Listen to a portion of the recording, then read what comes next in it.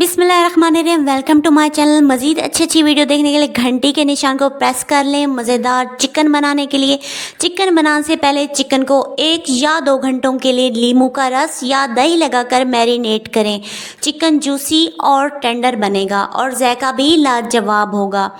आप इस हैक को ना सिर्फ रोस्ट और चरगा बनाने के लिए इस्तेमाल कर सकते हैं, बल्कि अगर आप सिंपल सालन भी बना रहे हैं तो चिकन को मैरिनेट कर लें और फिर बनाएं। फिर देखें आपका चिकन का जायका बहुत ज़्यादा बढ़ जाएगा। मज़ेदार होटल जैसे चने घर पर बनाने के लिए चने उबलने के वक्त इनमें नमक डालें और सालन बनाते हुए थोड़ी सी मसूर की दाल भी डालें और फिर पकाएं। चनों का मज़ा दुबाला हो जाएगा। मसूर की दाल लेकर उसको हल्का सा मैश कर लेना है। इससे बड़े मज़ेदार चने बनते हैं और बड़ी अच्छी सी ग्रेवी बन जाती है। अंडे से तली हुई चीज़ों के लिए अंडे को जब भी फेंटें इसमें 1 चाय का चम्मच दूध और चुटकी भर बेसन मिला लें। इससे अंडे में लिपटी हुई चीज़ें बेक की हुई महसूस होंगी। जैसे कबाब वगैरह बनाते हैं तो वो ऑयली महसूस होते हैं, वैसे बिल्कुल नहीं लगेंगी, बल्कि ऐसे लगेंगी जैसे हमने इनको ओवन में बेक किया है और जायका भी बहुत ज़बरदस्त होगा।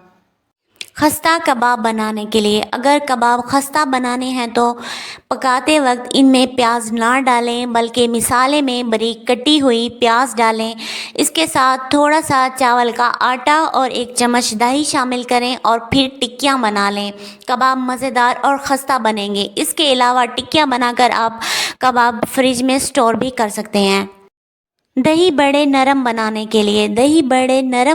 के लिए पिसी हुई दाल में 1 चाय का चम्मच दही मिलाएं और अच्छी तरह से इसको फेंट लें। बेहतरीन जायकादार दाल बनाने के लिए नीम गर्म पानी से दाल को भिगोएं और दाल जब भी बनाएं तो पहले 1-2 घंटा भिगो दिया करें और पकाते हुए स्टील का चम्मच इस्तेमाल करने की बजाय लकड़ी का चम्मच इस्तेमाल करने से खाने का जायका बहुत ज़्यादा बढ़ जाता है। चाय की बदमज़गी के लिए चाय के कहवा को ज़्यादा देर पकाने से चाय बदमज़ा हो जाती है।